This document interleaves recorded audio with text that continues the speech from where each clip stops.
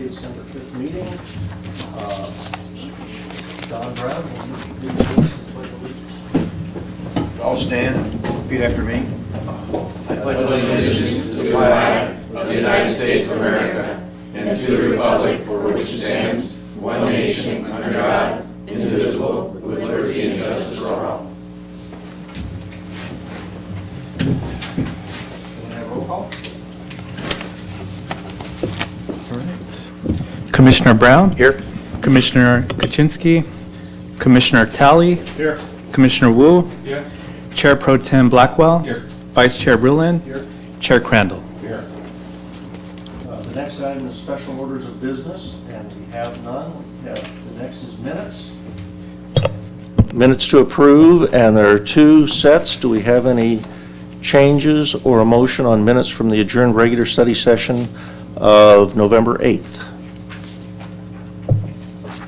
If there's no changes, I move to approve the minutes of the study session from November 8th. Second. Motion by Rulin. Who seconded? Seconded by Talley. All in favor? Aye. Opposed? And I had to not vote on that. I was not at the meeting. The second one is minutes from the adjourned regular Planning Commission meeting of November 8th. Do we have any changes or a motion? I'll move approve. Second. Motion by Commissioner Brown, second by Commissioner Rulin. All in favor? Aye. Opposed? And I abstain from it. The next is oral communications, and members of the audience may address the commission on matters of public interest which pertain to the city and are not otherwise on the agenda. If you wish to speak, please step forward to the microphone, state your name and city of residence, and make your presentation. Please limit your presentation to 3 minutes. Do we have anyone who wishes to speak? No, sir. Okay. The next item is consent calendar. We actually have a card from Mark McGuire, and what would you like to comment on that? I'd like to speak for 3 minutes to the item. Would that be appropriate? Yes. Please come forward. Do you want to report your status? It's okay. I'll just put the slide up for you, Mark.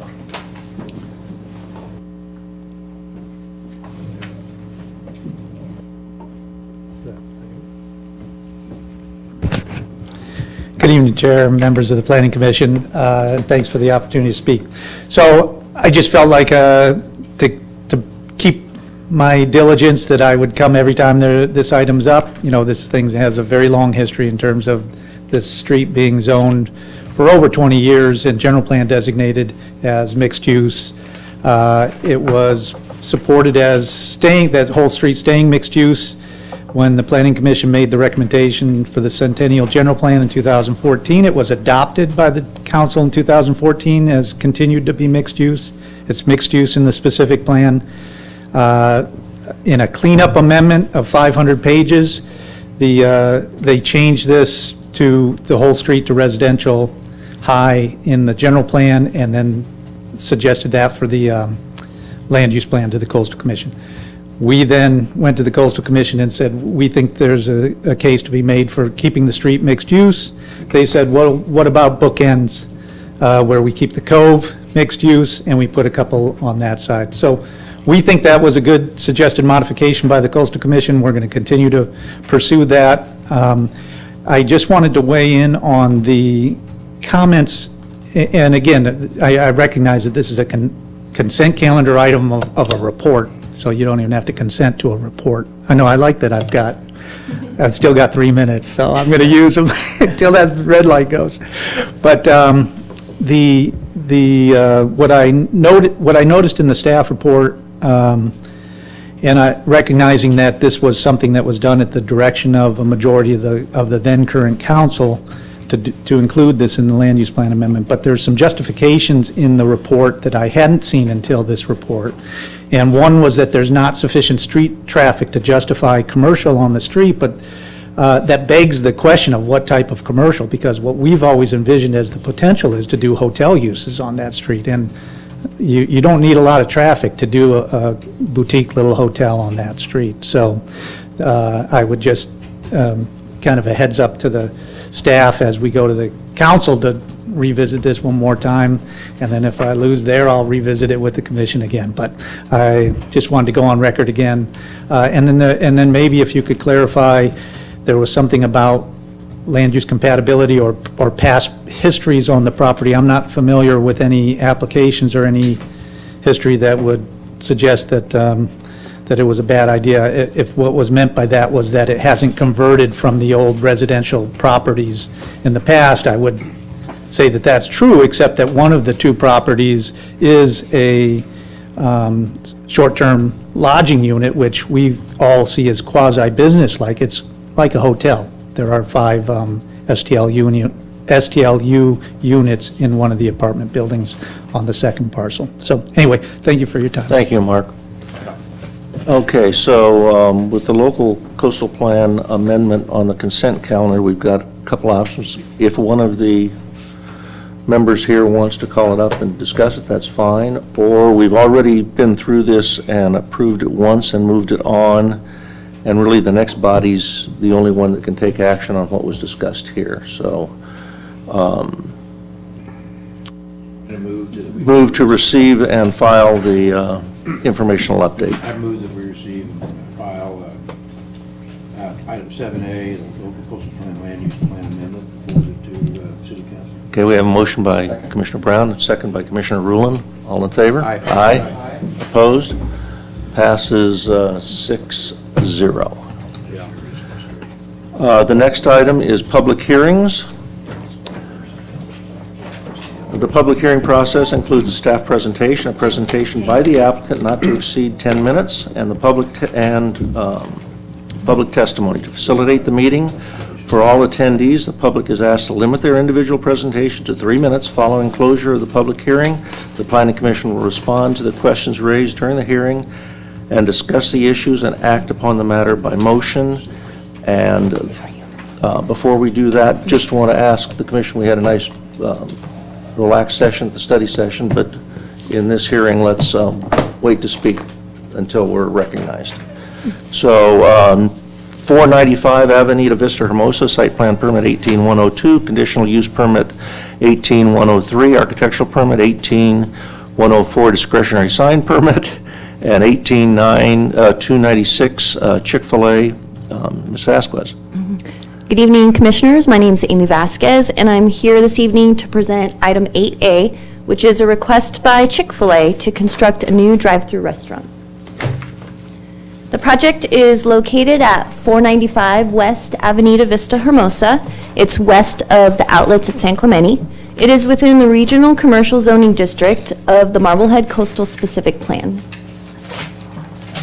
On July of 2004, the City Council approved to an amendment of a site plan permit 99-16, which allowed the development of the outlet mall, hotel, movie theater, and restaurant uses.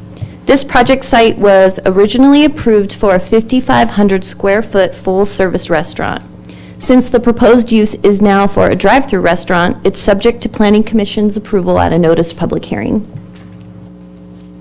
Chick-fil-A is a family-owned company with over 2,300 restaurants in 47 states. The project includes a 4,820 square foot freestanding restaurant pad with 115 indoor seats, an indoor playground, and an outdoor patio with 16 seats. The proposed hours of operation are 6 a.m. to 11 p.m., Monday through Saturday, and closed every Sunday. The next few slides will describe a brief analysis of all the entitlements that are required to be approved by the Commission. A site plan permit is required to construct any new commercial building. The proposed restaurant and drive-through use is consistent with the regional commercial land use designation. As you can see in this slide, the proposed site plan is designed with dense boundary landscaping and drive-through screening. The city's landscape architect has approved the revised plans. The zoning code also requires a conditional use permit to authorize the drive-through restaurant. Careful attention has been made to the design and layout of the drive-through to ensure that light and sound from automobiles would not have a negative impact on surrounding properties. Staff does not anticipate that the addition of a drive-through restaurant at this location would contribute to any adverse negative impact if operated in compliance with the recommended conditions of approval. An architectural permit is also required to ensure that the elevations of the structure are of high-quality design. The proposed architectural style follows the basic design elements and patterns of Spanish colonial revival. The architecture complies with the design guidelines of the specific plan with regard to building mass and form, articulation, materials, and proper equipment screening. I'd also like to add that the architect for the outlets of San Clemente has reviewed and approved on the architecture of the building. Careful consideration was also given to the design of the trash enclosure on site since it would be visible from the public right-of-way. The proposed trash enclosure was designed using Spanish colonial revival architectural elements. The walls are smooth white plaster, and the roof is designed with rafters and beams and finished with a single barrel red clay tile roof. A dark iron door provides contrast and architectural interest to the enclosure. Master sign programs ensure that there is a cohesive approach for signage on site when 4 or more signs are proposed. The design materials and the lighting of the signs proposed for Chick-fil-A are in character with the building's architecture and consistent with the signs approved at the outlets at San Clemente. The master sign program would provide project identification, improved visibility, and cohesive design elements. Staff believes that the proposed project is consistent with the goals and policies of the general plan and the Marblehead Coastal Specific Plan. The applicant is here this evening. They have reviewed the staff report and the draft resolution, and they agree with all the conditions of approval. So we are available to answer any questions at this time. Thank you very much. Does anyone have a question for staff? Yeah. Commissioner Blackwell. Thank you. So was a noise study conducted, or was there any sort of information presented by the applicant relative to speaker sound specifically? We did not require a noise study, and that was based on the fact that the speaker is located right against Avenida, Vista, Hermosa. So the noise of the street, we felt, would cancel it out, and also all the dense landscaping that was proposed. But there are conditions of approval related to the speaker to ensure that the noise won't be an impact. Okay, could you cite one of those? Sure. Those conditions? I believe it's 61 and 62.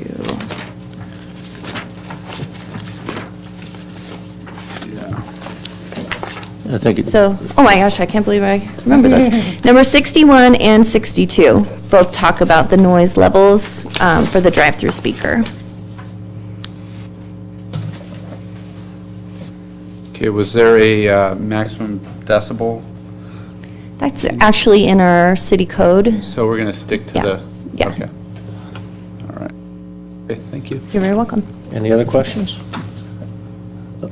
Commissioner Brown, do you have a question? Yeah, I have a question that, on the signage that, whereas the main part of the outlet mall, we had the bronze black lit signage, but here for Chick-fil-A, we've gone with the red. Is there some design review subcommittee input on that? Of the change of copy, or why we've changed to this location on the sign? If my recollection is right, and I think the applicant's been through this, it was the freeway-facing signs that That's had to be correct. bronze. Yeah. There are no freeway-facing signs on this building Okay. or freeway visible. Okay. So it would be the same as the interior signage So- at the mall. Commissioner Brown? And we went over Yeah. that Yeah. in detail. Just wanted to make sure the ground was plowed on that. Yeah, the ground was plowed. Okay. And as the project planner for the sign request at the outlets, I'm very familiar with that I project. know you are. So yes, the bronze signs were required for the freeway-facing signs. All of the signs for the outlets that face Avenida, Vista, Hermosa, and the interior of the property, all are allowed to be color, so we felt that it would be consistent for Chick-fil-A to have their standard red. So they're allowed to be colored, but they're not required to be colored, correct? That's correct, yes. Commissioner Wu. Question about the flagpole. Flagpole in their sign package, it shows a national flag. This flagpole, I just want to make sure it's not for any purpose to display a commercial sign such as a Chick-fil-A flag.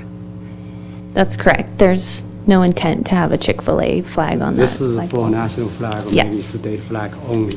Yeah. Okay, thanks. Commissioner Rulon? Yeah, a couple of questions. One, I just wanted to make sure of something. I believe Barb brought this up in design review, but I wasn't sure from the copy that I was reading in this that it was covered. Are we assured that all the signage is metallic and not acrylic? Have to ask the applicant. I saw at least one page where I just wasn't sure. It wasn't Okay. stated, so. Okay. But that's something we need to make sure of. so, yeah, Absolutely, Okay. The other thing is would this permit, as it now stands, allow temporary signage to face Avenida Vista Hermosa? I believe there's also a condition of approval related to temporary signage. Let's see if I can find it. I think the condition was that this resolution does not allow any other sign, it does not cover any other signage, and any window signs or anything would have to fall within the ordinance, I believe. So they would be allowed to do it as long as they were conform to our current ordinance? Yes, I believe so, and she'll follow. I remember that condition, but I was...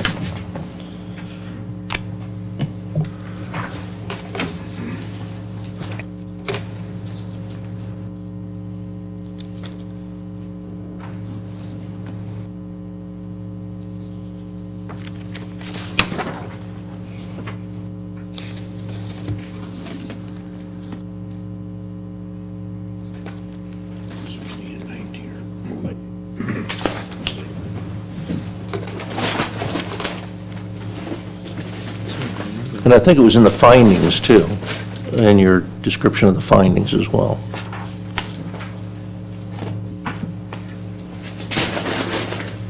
Yeah, so it's condition number 56, agrees that no banner, window, or temporary signage is part of this review. So basically, you would have to comply with the city ordinance if they would like to have a temporary sign. Okay, but and I don't have that part of the ordinance memorized, but as I recall, they can put up a temporary sign without any permitting.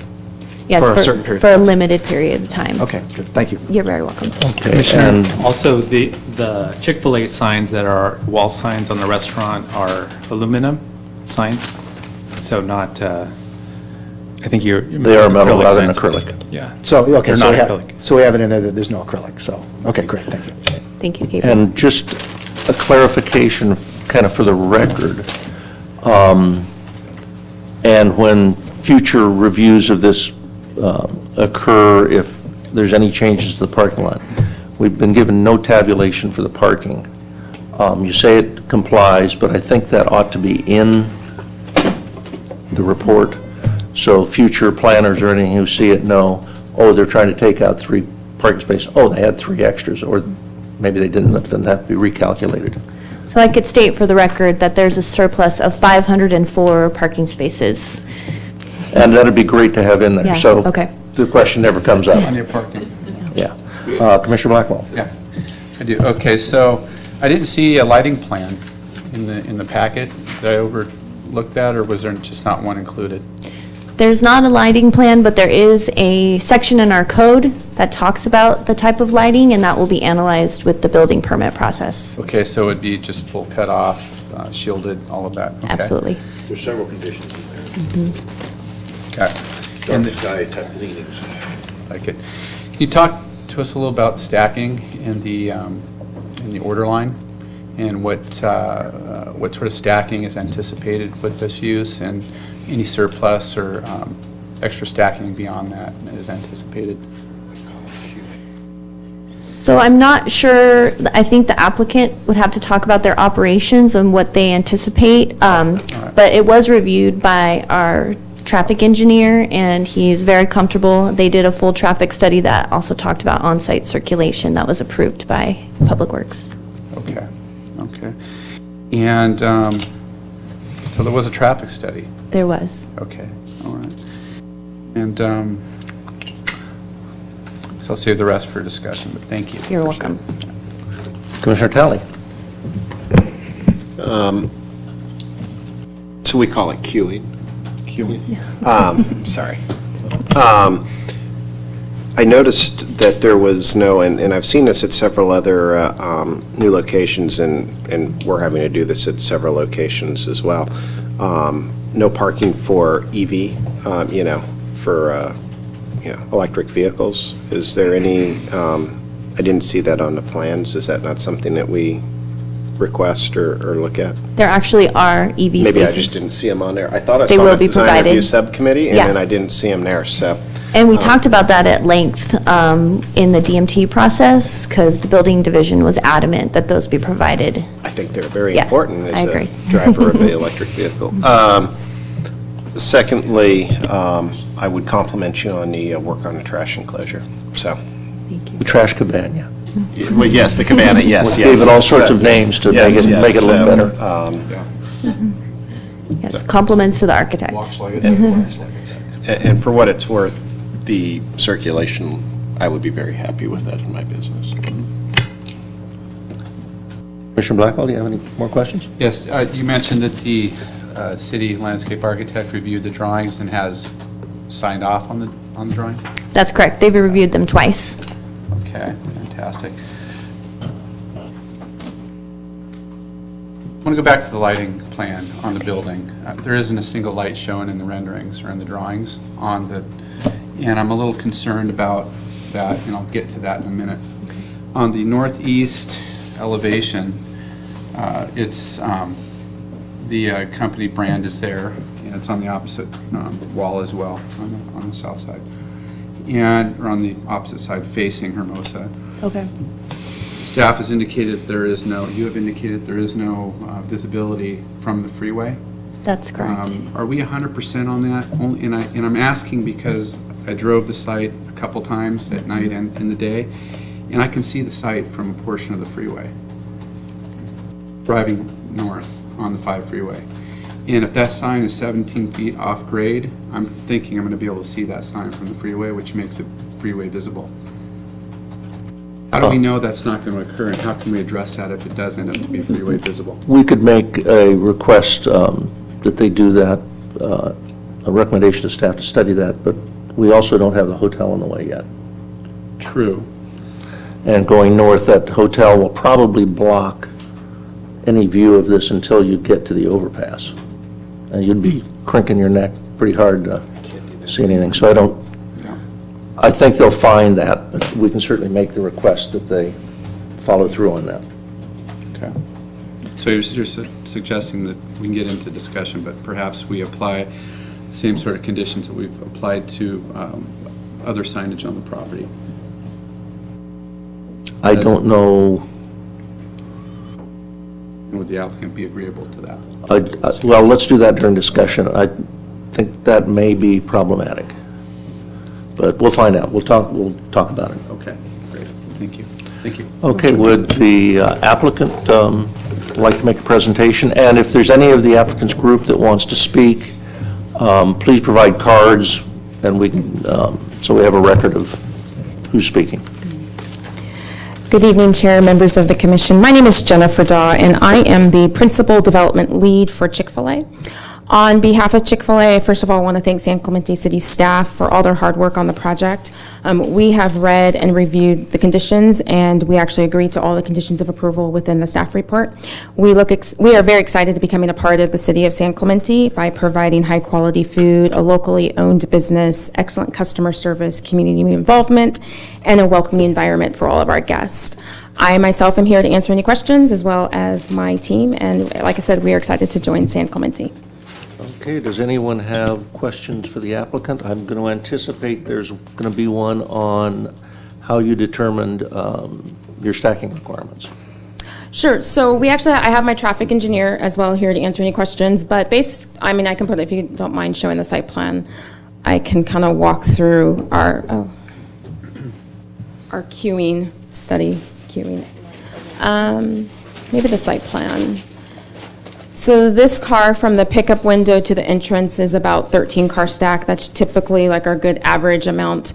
What's not really shown and reflected on here is obviously people standing out there taking iPad ordering.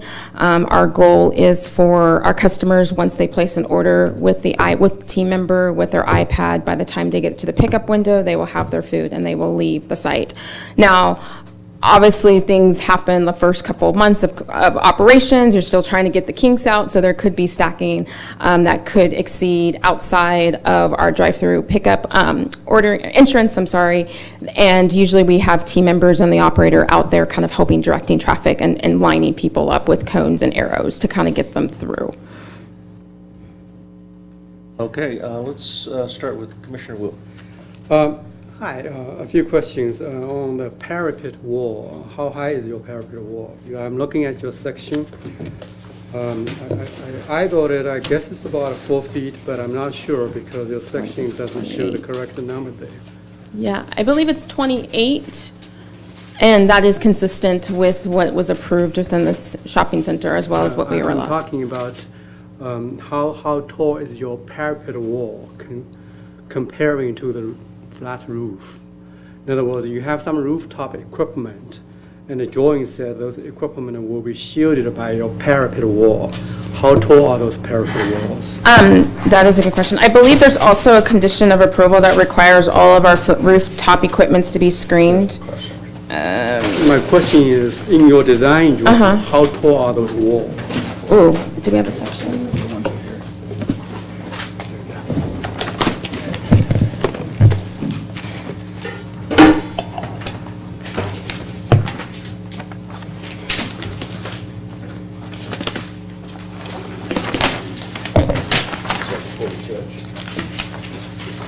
Okay, I cannot read this.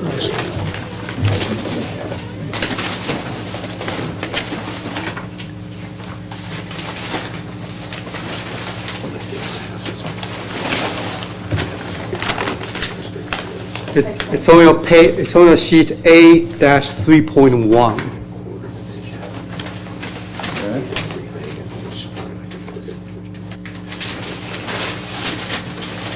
And how high does it show on the drawing? It's right here. They showed 19, then another 19. Oh, there's a, okay. There's a miss. Yeah, there's a miss print on that that's showing two heights the same for the plate line and the top of Yeah, so parapet. it's not 7 feet if we did something. It's probably going to be the roof framing plus From the the sheeting parapet. to the top of the other, it's about 7 feet. Yeah.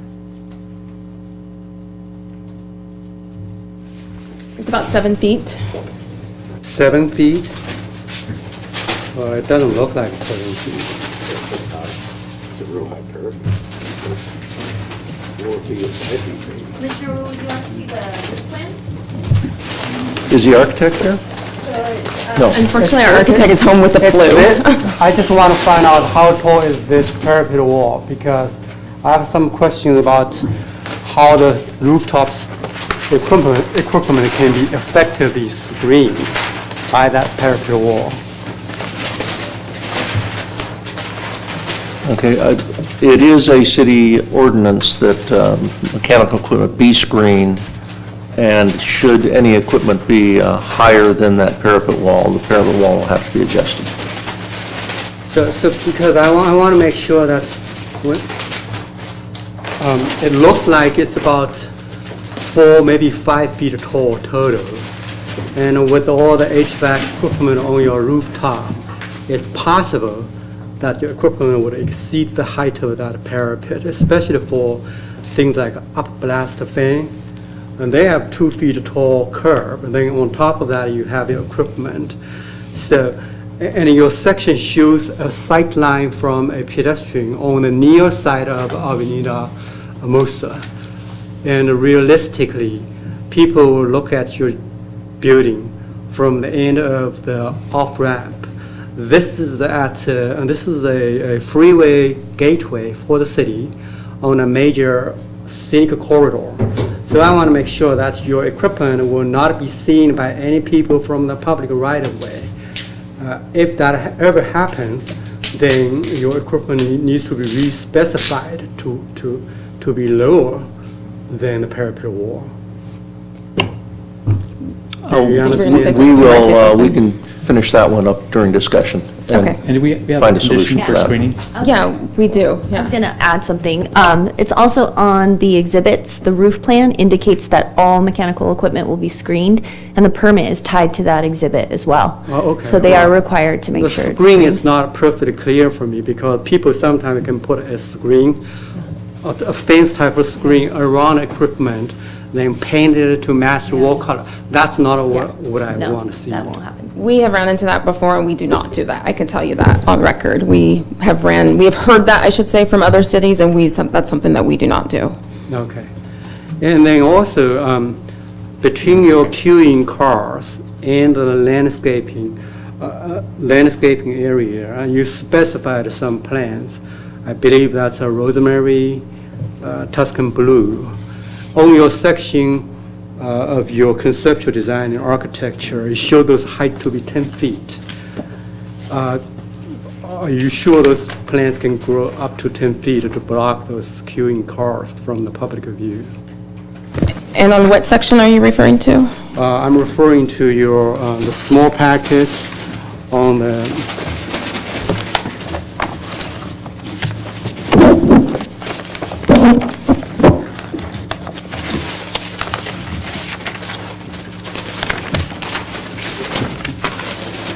Yeah, it's the same section. It's a 8-3.1, and that's what you showed. A hedge at 10 feet tall.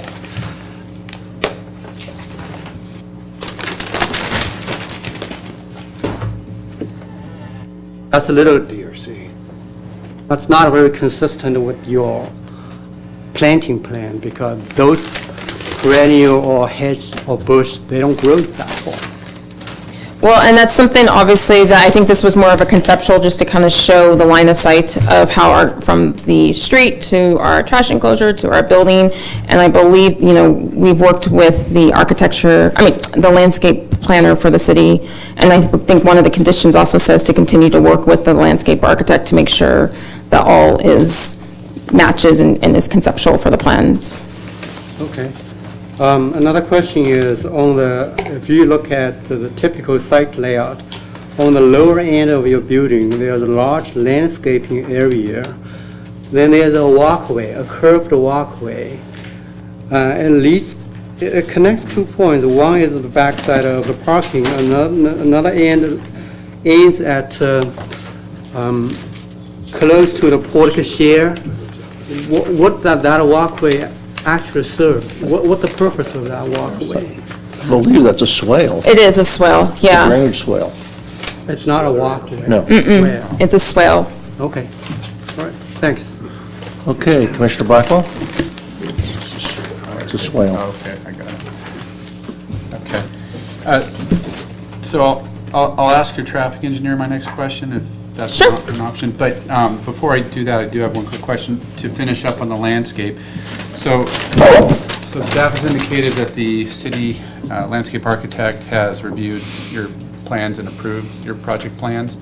So I'm assuming he has approved your final plan, or was it prelim? Just the preliminary, right? Yeah. It was just the preliminary. It's the one in the packet. That's correct. So that plan has a plant material called Little Ollie. It's a dwarf olive, which it can get up to 5-6 feet tall, and that's all over the place. Right here at the order booth, kind of around the trash enclosure. So I think it would provide some adequate screening as long as it's the project is planted according to plan. So just so that's clear, and that's on the prelim. So just to make sure staff is directing the landscape architect, if there's a final review for the final plan, to ensure that proper screening and balance with the landscape palette is there. So wanted to touch on that. And then, so the traffic engineer, thank you. Good evening, Kyle Mabry. I'm a principal with Linscott Law and Greenspan Engineers, Irvine. Thank you. You're welcome. For coming up. And so we're asking about the queuing or stacking and what is anticipated. And if you could include the Well, maybe staff could give us a required overflow capacity, or maybe that's something you can touch on as well. So beyond that entry point, what's planned here? So what, the actual drive-through area can accommodate 12. The 85th percentile, which is kind of a design tool, is 13. And there's a figure in the study, and then the maximum that we observed, there was 5 locations that Chick-fil-A study was 17. So the way that we kind of interpret it is, first of all, the first concern is you don't want to ever have any queuing into the right-of-way or in the street, for one. And that's really not an issue here because we're so far from the street. The other is, realistically, you can do it in the drive aisle where the parking is, provided it's maintained. But what we established was there was room for 5 or 6 cars in the drive aisle that would not block the exit to the drive-through. So that was kind of the criteria. So we're basically saying there's room for 17 cars to queue without having a vehicle directly across from the exit of the drive-through. So we felt like that was the area that would have no, impedance. Okay. Well, I realize that there is, the right-of-way is on the opposite side. I was really more concerned with the access, which is, we consider that ingress point is through the parking lot, actually. Correct. So that would act as that would serve as a corridor. Correct. I was just concerned that there'd be overflow, and where would that go? So, yeah, so what, there's a figure here that we have, but basically the overflow from the drive-through is in this drive aisle. Okay. In front of the building. In front of the building, correct. And that gives you enough. Right, and so that basically, that drive aisle, the queue would never exceed that stacking, so that exit from the drive-through was never impeded. You could go either way. So we don't anticipate blocking the accessible stalls, but possibly some of the others, but there's Correct. plus anyway, so it's a non-issue. Yeah, and I think that the way that we look at it is there would potentially be one vehicle outside of it 15% of the time, and then there would be an extra vehicle 5% of the time, and then the maximum may never occur. So this will be controlled with cones? Yeah, so Jennifer could probably speak to it, but they have that iPad program where the person stands out there, and that really speeds it up. But they also control traffic, and I think a cone would be something that they would consider. I think in our experiences, they learn what works best, but they use cones if need be. Yeah, that is correct. We actually will have cones, can have cones placed out there. Okay, but just to be clear, if we've already identified an overflow location as the viable location for that, we'd have to have some controls in place and not really wait to see what they do, because they're always going to take the path of least resistance, and they will stack up at the entry point. As they ingress, they're going to naturally just pull in right there, unless it's controlled some other way to bring them around the outside stalls and to the front. So unless they're brought around this way to stack in, I mean, you'd have to control with cones. That is correct, and typically, prior to the store opening, we have a grand opening team, and they will look at the site plan and kind of figure out, okay, what's probably best to handle during grand opening, and then future as well, too. So they would also put those cones out, and then it's also at the end of the day after, the grand opening team leaves, and it's now like a year later, sometimes the operator will figure out what's also best for him or her. We just want to put measures in place to ensure that there's no impact to traffic flows, which, I mean, on a property this size, it's unlikely, but considering the success of this business, I guess it could happen, right? You get excessive vehicular use there, so, okay, that's all I have, thank you. Commissioner Brown. Well, just on that line, is there a potential need for signage to make sure that they come around and go that way? Because the signage is not covered as far as overflow. Save it for discussion. Very good. We'll save that for discussion. Would anybody else from the project team like to speak? And Jen, do you have another question? Yeah, to continue with Commissioner Blackwell's question about overflow from the queuing, is that possible to direct them?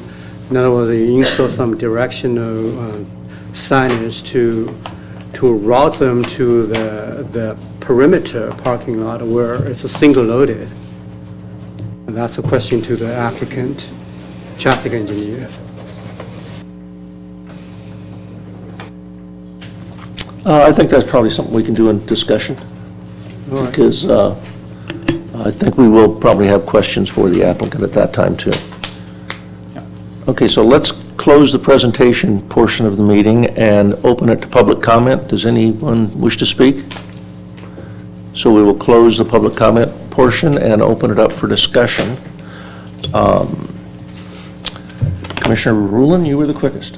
Was I? All right, great. Thank you. First, I want to thank the applicant. We worked through a couple of design review meetings. They were very accommodating with a number of things. I think the trash enclosure might have been one of the big things. It's obviously is difficult because it's right there. Because of the site design, it's right there in the public right of way. So they worked hard, I think, to do something very nice, a nice trash cabana that they developed. So I appreciate them putting the extra effort into niceties like that. You know, as far as I won't spend time on a number of the permits because I can make the findings for all of them at this point, except that I'm still struggling a bit with the discretionary sign permit. One thing is there's a number of the directional signs, really the stands for the directional signs and the menu board itself that are contemporary and metallic. And I think we discussed in our second design review meeting that those should have, you know, at least at their bases and such, be more Spanish colonial revival as opposed to contemporary. That would be in line with what we do in many other fast food restaurants and drive-thrus. So I think that may be a condition or an agreement we want to discuss with the applicant to kind of bring that up in line with what we usually have.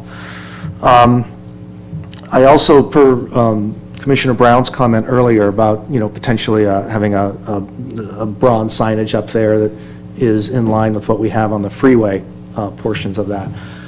The more I look at this, the less comfortable I am with the bright red color. I know that's the logo, not the logo, but the corporate colors. But there's already another sign there announcing the outlet mall. There's probably going to be one visible on the hotel. The hotel is designated as a landmark architectural feature, so, you know, and the applicant has been, in most ways, very sensitive to that, and that's one of the renderings we saw that we'd asked for in design reviews, so that's another nice thing about this this building. But I worry about, you know, this being a city gateway. People come right up off the freeway, and their introduction to San Clemente is kind of a red, you know, kind of a bright red sign, commercial sign, as opposed to, you know, here's the nice architecture that you get in San Clemente.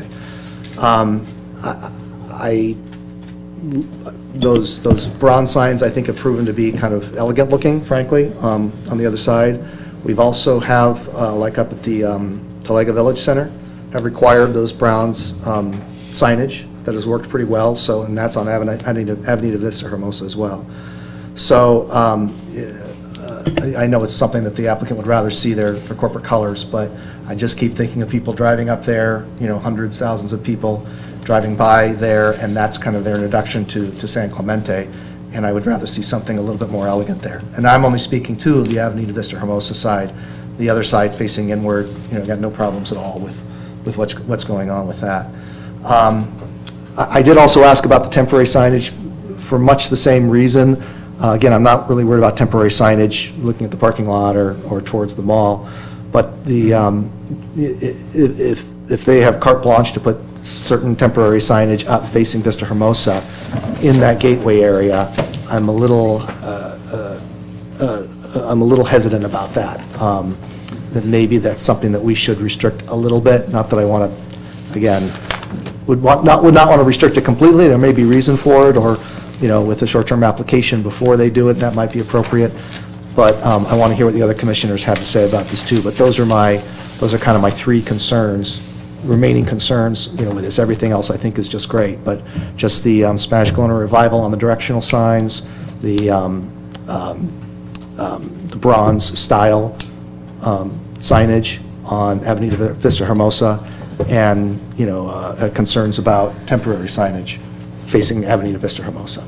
So, yeah, I'd like to hear what you guys have to say. Mr. Chairman, if I may chime in response to the question about the coloration of the sign.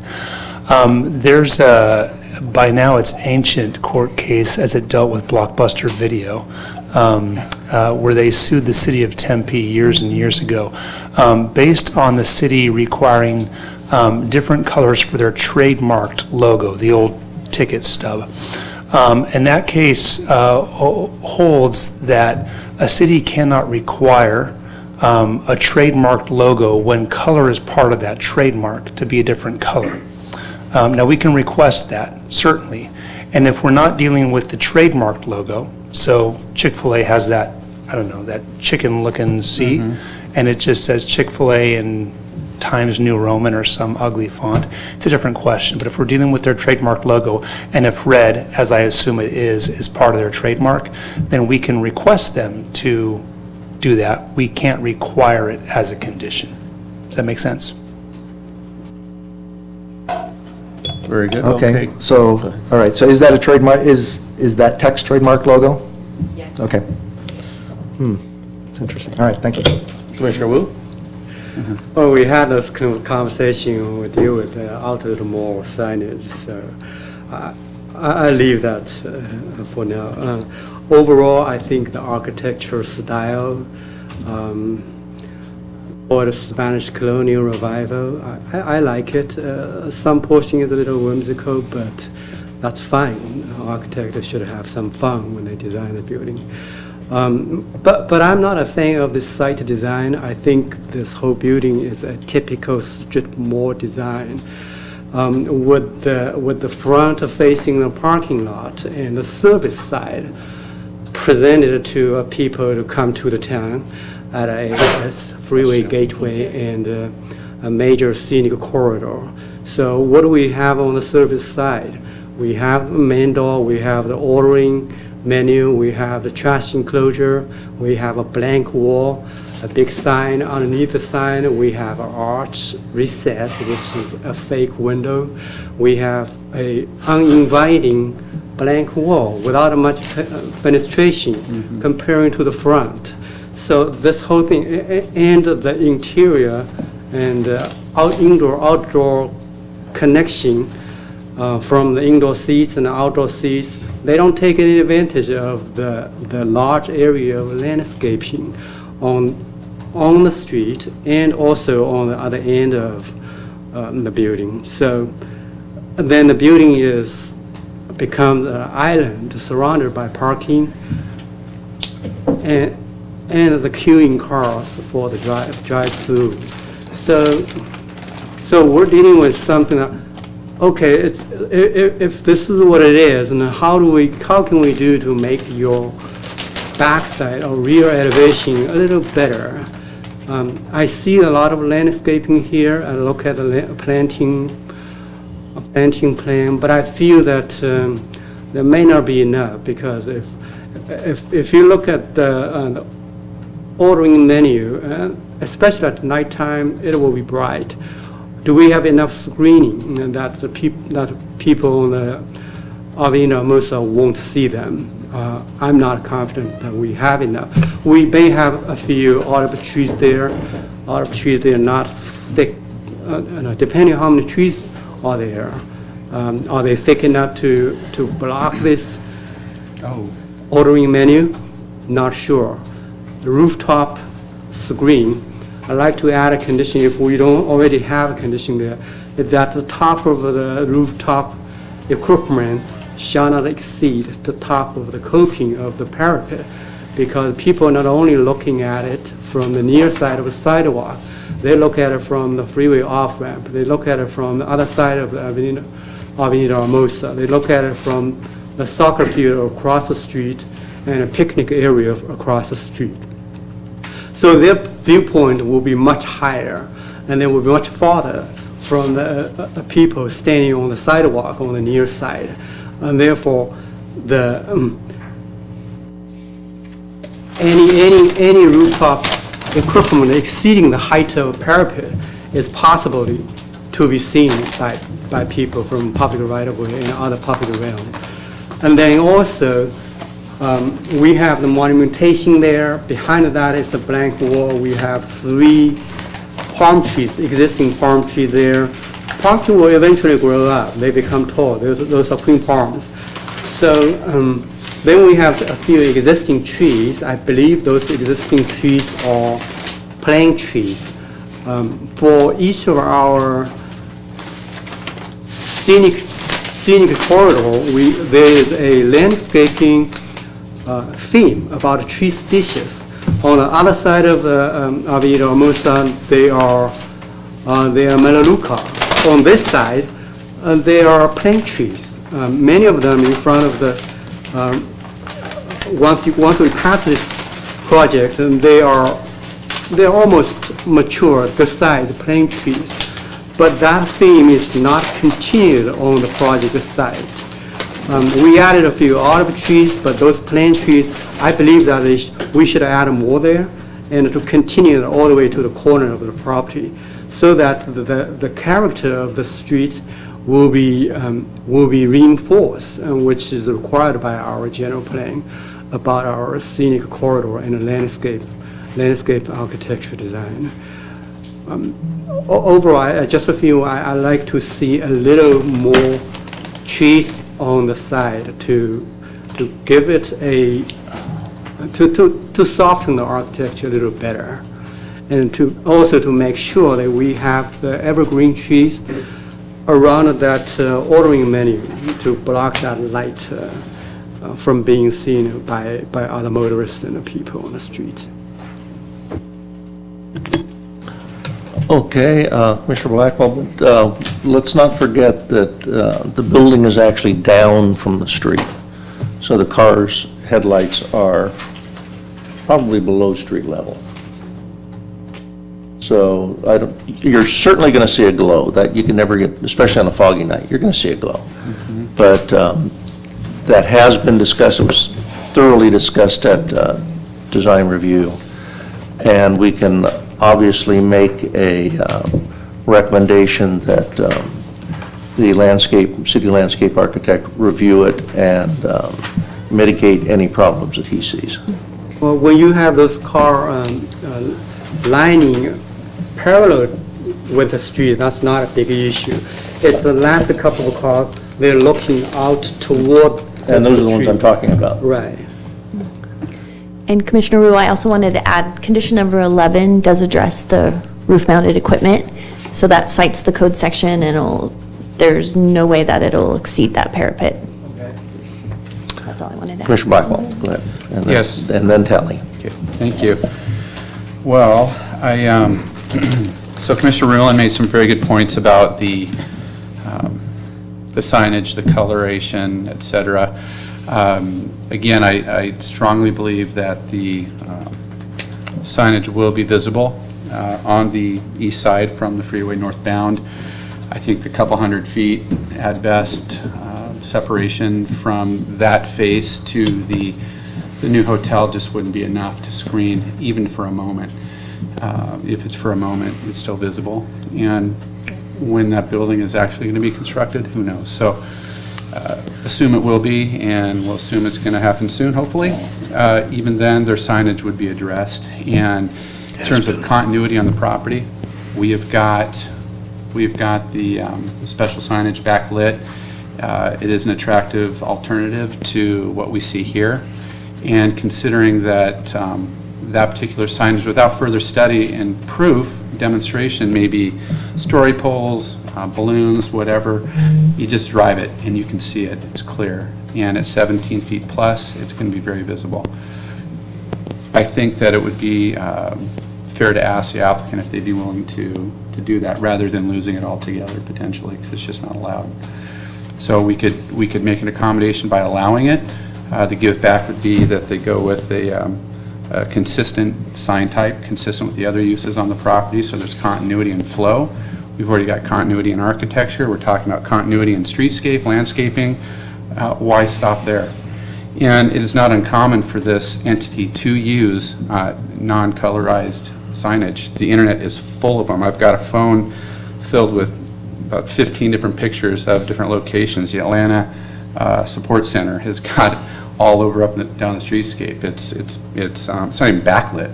It's uplit from the ground, but it is the the bronze, and Is this Chick-fil-A? Chick-fil-A, absolutely. It's all over the internet. I was prepared to send staff those photos. I did find them late in the day. My concern arrived late in the day, so I figured we'd talk about it tonight. But While that question's up, would the applicant like to address yeah. his findings here? Reopen the public hearing, I assume. No, this is a question for the applicant during discussion. Okay. And I'd actually like to see what photos you're referring to, if that's, can I see Well, I don't have a them? personal phone here, but I've got, I'd be happy to come down. Yeah, I would love to see it. I don't know if we can get into the record somehow, but I can send it to staff if. So that is correct. That is actually at our corporate office as you walk, as you pull into, There's even restaurants. and that's inside our restaurant. That's exterior red on the exterior of a building. That's our dwarf house that was opened back in 1946. And what color is that? It is black. It's in black matte. That's at our, that's on our wall as you pull into our support center in Atlanta, Georgia.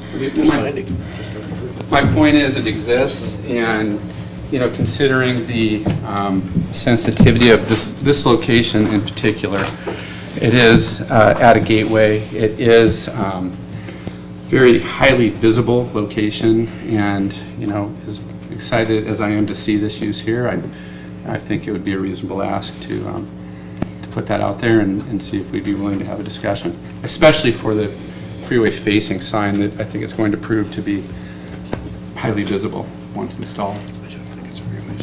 Very good. I may rely a little bit on Commissioner Brown here. When we were talking freeway-oriented, freeway visible, perpendicular to the freeway, which this is,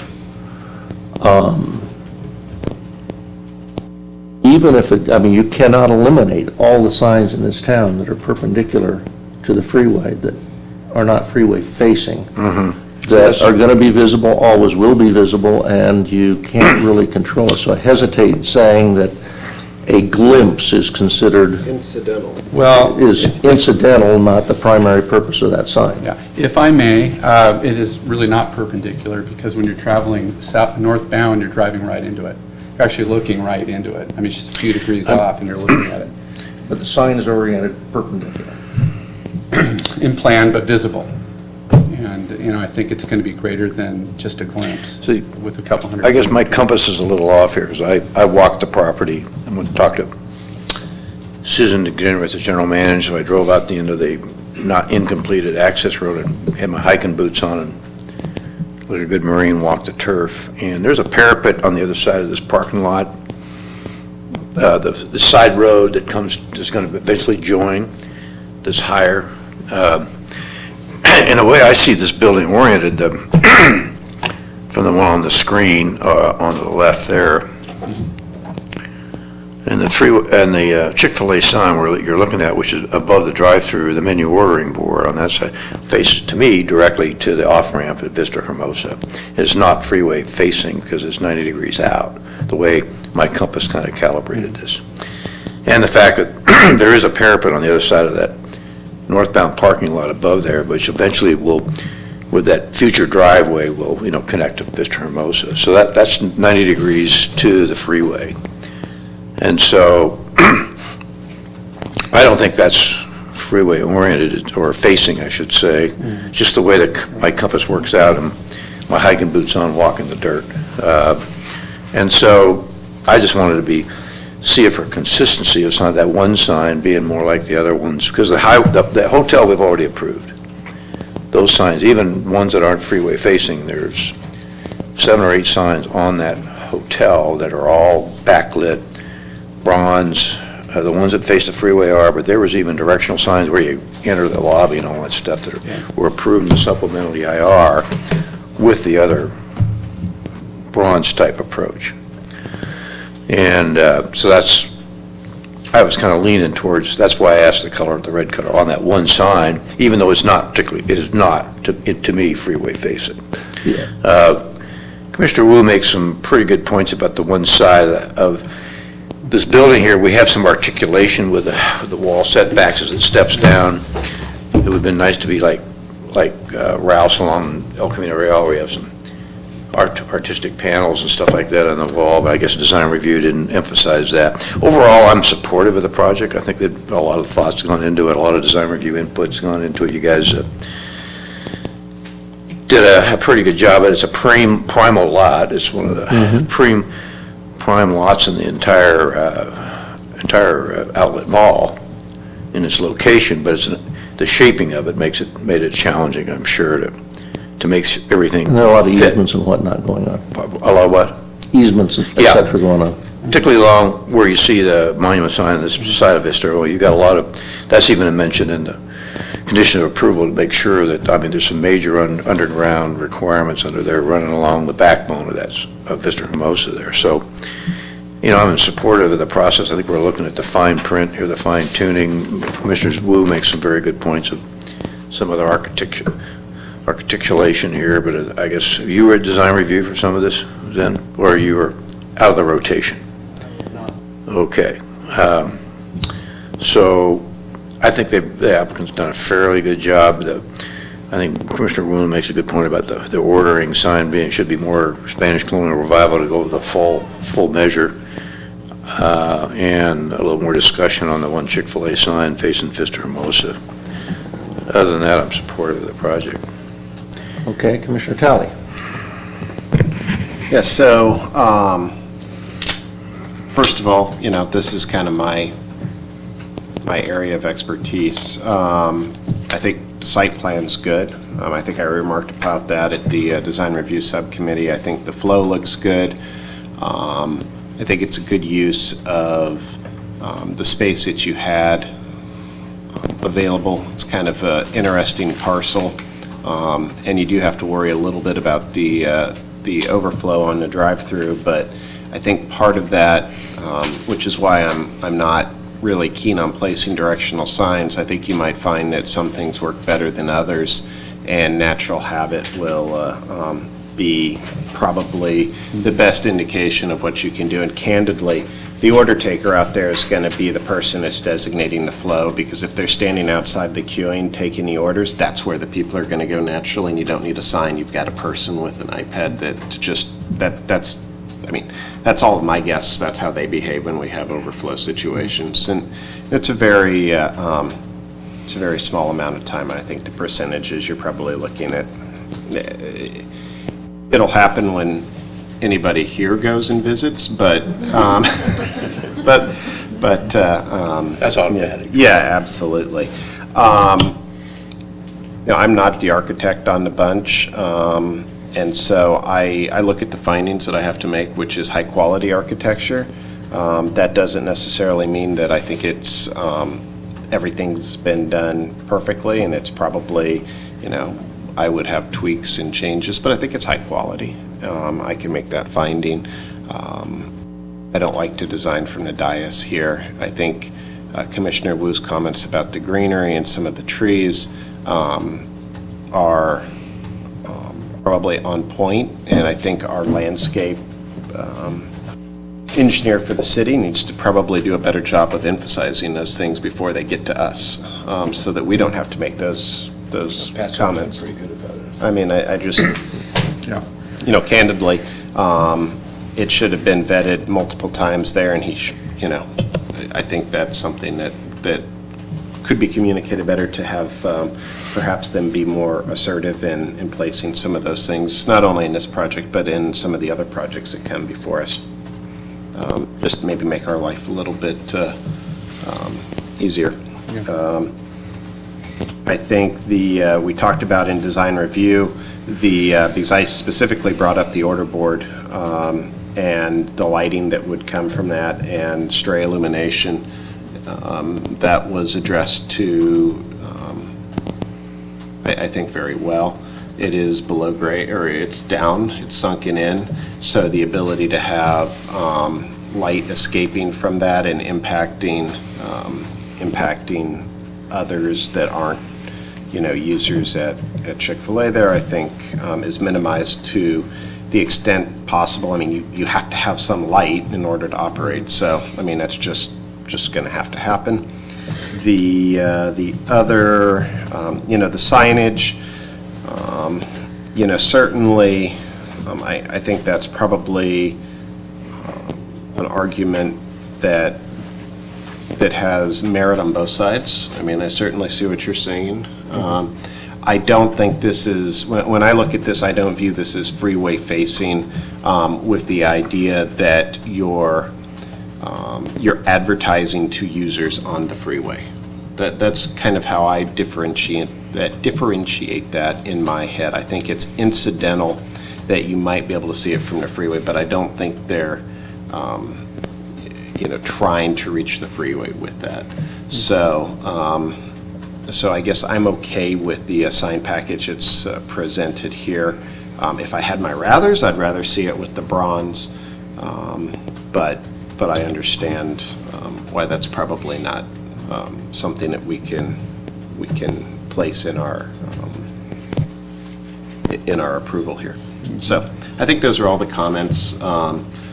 Hopefully wrapped up some of those, at least from where I said. I know my family is, going to be looking forward to going here since we no longer can go to Ellie's Stables. So there we go. Commissioner Brown. Yeah, one question. Mr. Wu brought up some of the planning, and maybe Mr. Blackwell, because I know you're always big on the plan. I didn't bring them. It's way over in the other corner over there. Was pine trees, or was part of the palette? Did you mention it, or Plane tree, not in plane, or sycamore. Oh, a sycamore? Same family, not in plane. Okay, I'm sorry. That's a theme on this side of Vista. Okay. Well, sycamore is part of their, no longer in our tree palette, but all part of the outlet mall palette because it was. They're plane tree. Okay. Sycamore is just a cousin. Okay, that's enough. I thought, I misinterpreted what you said. I thought it was, because pine trees don't do well in this environment, wouldn't be appropriate, I don't think. Thank you. Okay. Commissioner Rula. Yeah, a couple of responses. One regarding the articulation of the drive-through, per Commissioner Wu's comments. I agree, I would like to see more articulation there. I do, however, think that that's probably the worst angle to look at it with. If I'm looking at other angles on the site plan, it looks better. There's going to be landscaping in front of that area, plus there's a monument sign sitting in front of that for most people coming out of coming off the freeway. So while the drive-through people, it might be nice for them to get a little more articulation, I think, in terms of. Going to be on their phone. What? Yeah. I think that for the mass of people coming by, may not make a tremendous amount of difference. Much as I would like to see, as much improvement as we can, as we get, of course. Regarding the signage, I think, well, this is not it's what do we have? The freeway oriented versus freeway facing. Freeway facing and freeway visible. Right. Visible. That's a distinction. So I wouldn't call this freeway facing in terms of we're trying to pull in freeway traffic. I think it's incidentally visible. So in terms of just the freeway view is not the issue that I have with it. I'm looking at this, they're asking for a discretionary sign permit to increase their signage area by about 50%. So, and that includes, this sign here. So it might be a nice give and take to say, well, we can grant the discretionary sign permit and make the findings on it if that sign were, and increase the square footage of it, if that sign were kind of a little more, elegant and appropriate, consistent to what the other ones are. Maybe that would be something the applicant would be willing to, agree to in terms of, and making it easier, helping us to make the findings for that increase in signage area for the discretionary sign permit. So, that would be, I'll check with the commission, but that's a thought that I have, that might be a good balance for thing where kind of everybody sort of more or less gets what they want. So anyway, those are the two comments I had based on what I've heard, your guys' discussion, so. I support you. Wait, I'm going to jump in and make some comments, just real quick. All good comments by the commission.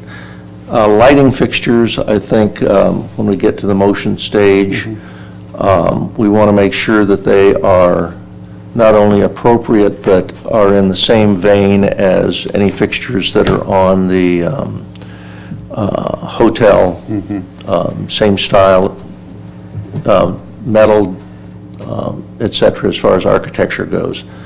The parapet height, I think, is covered within the conditions of approval and our ordinances. I think we probably do want to put a request in that Pat Murphy review the landscape palette as well as sizes, that they are the size that is depicted on the plans and will screen. We're looking at the lower right elevation. That is our exit off the freeway. And one thing I will say, it's a little deceptive on the bird's eye view and all. This is not that big a building. And by adding too much, we start distracting from what is supposed to be a landmark hotel. So we don't want it to pop out and be the primary. If we could, we'd prefer for it to disappear and see the landmark hotel. But that's not the case. So I think the simpler, the better is probably good on this side. And that's what we're going to see right here. Nothing really popped up over the roof. Doesn't block the hotel all that much, so I'm comfortable with that. I think Commissioner Talley explained how the stacking works pretty well, and that is not my expertise, so I will take a lead from him on that one. And as far as the color goes of the signage,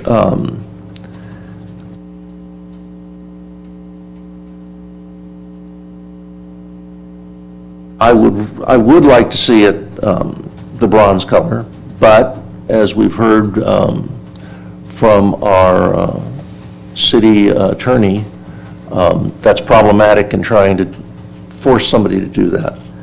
But to get a concession for square footage, I don't think that would be an inappropriate request. So I think that's something that we could discuss, and probably is what I see one of the bigger items that we need to resolve in the next few minutes.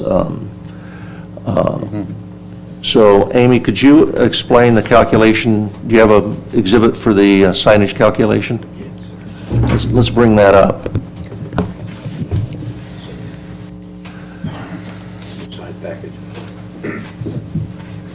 Yeah, so the calculation for the square footage of the signs includes the wall signs, the menu board, and the directional signs. That's what exceeds the 64 square feet is the total of all of them. Okay, and we are exceeding by, I don't have it right in front of me, I can look it up, but I do. somebody said it was double. I don't think it's that much.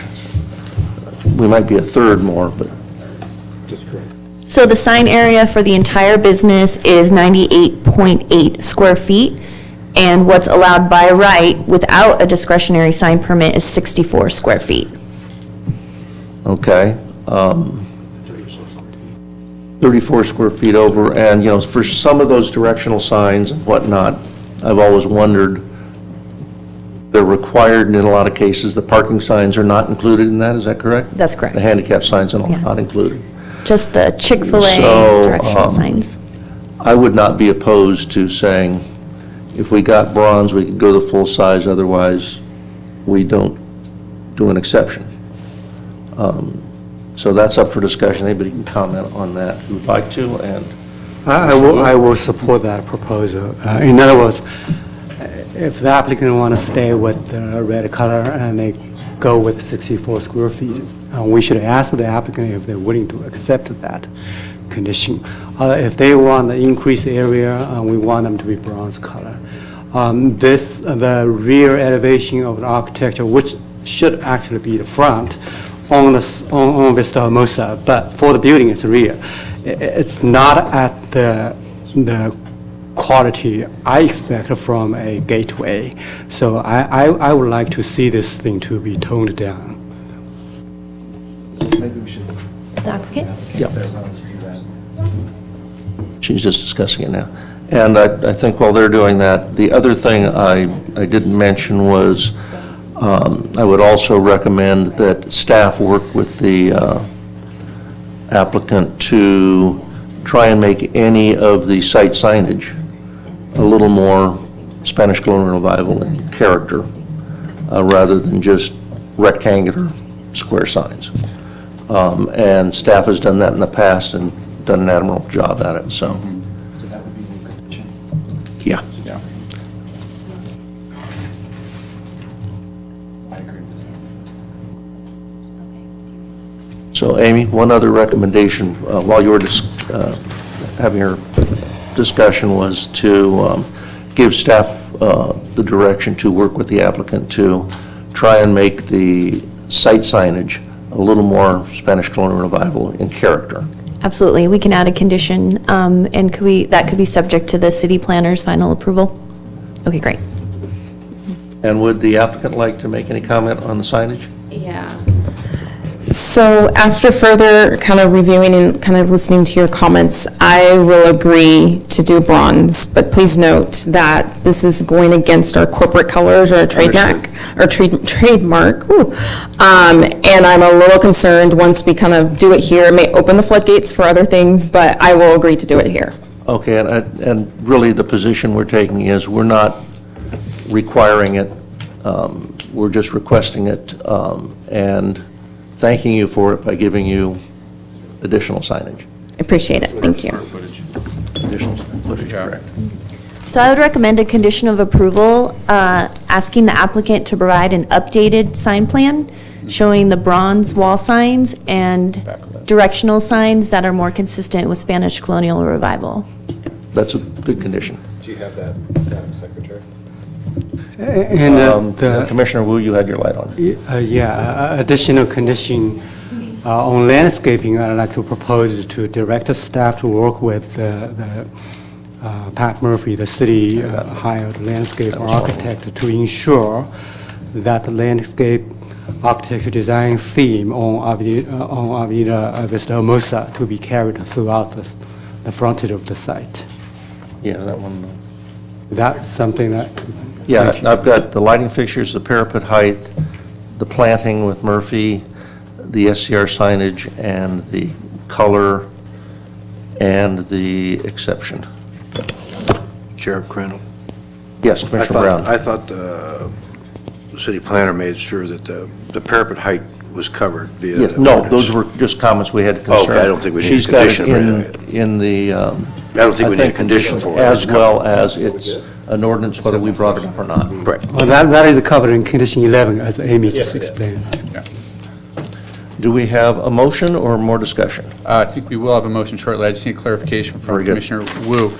Just to get back to the southern portion of the west face, you were concerned that there was too much untreated architecture. It was too plain on that frontage. Was that part of the rationale for additional landscaping in that area?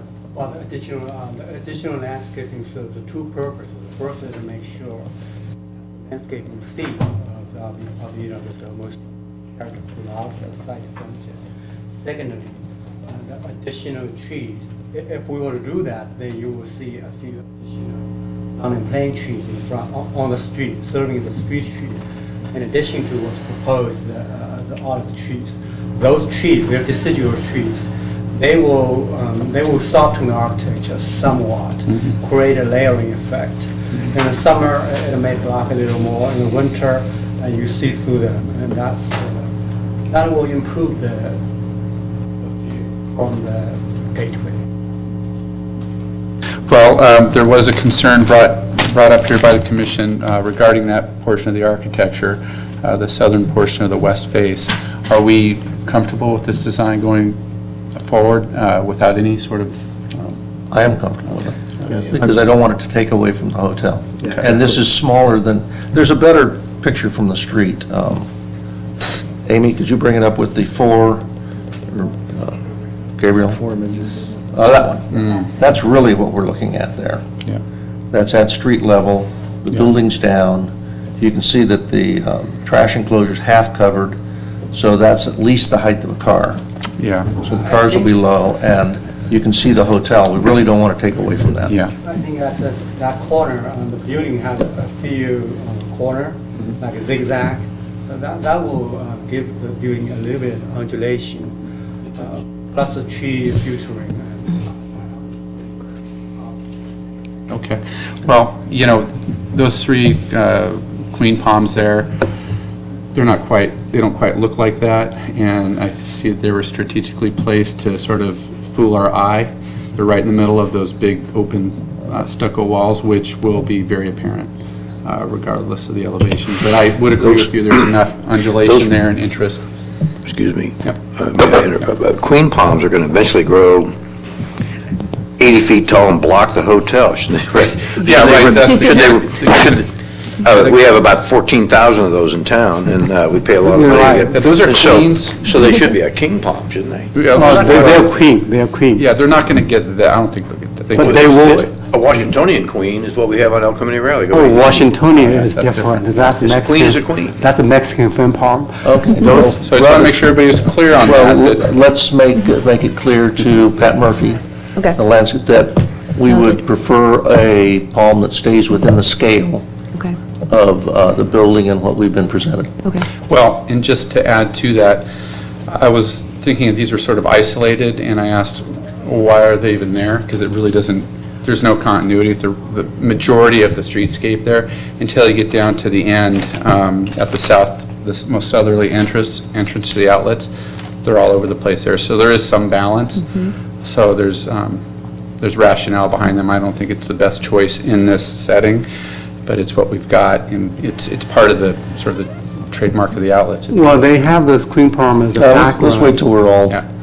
acknowledged. Go ahead and finish. So I would just say, you know, as long as everybody's, I'm comfortable with it the way it is, but just, I know for the other reasons, we're going to have other architecture and other bits of interest on the property that I think will be enough landscape elements that will add to the interest in that area, and it won't be as stark and outstanding, but it will not look like what you're seeing here. I do want to also say, don't forget that Spanish colonial revival is intentionally stark.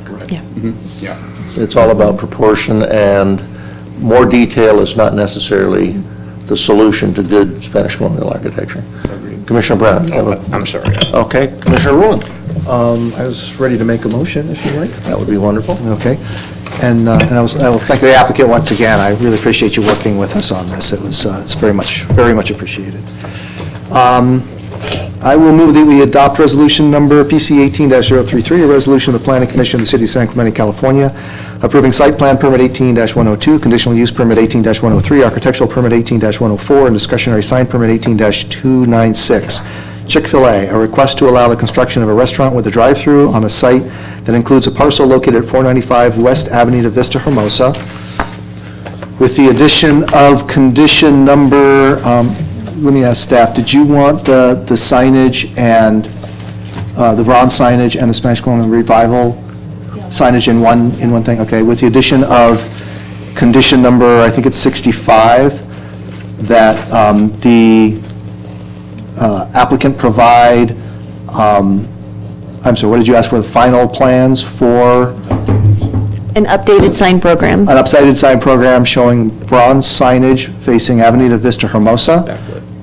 That's correct. Pin-mounted backlit signage facing Avenida Vista, bronze signage facing Avenida Vista Hermosa, and the Spanish Colonial Revival aspects on the directional signage and the menu board.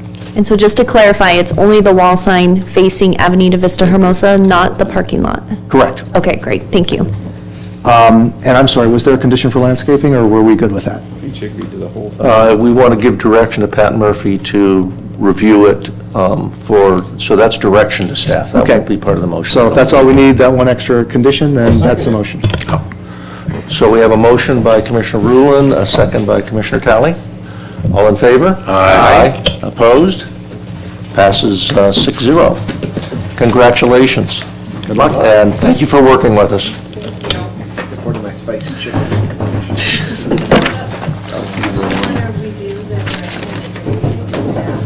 Yes, yes.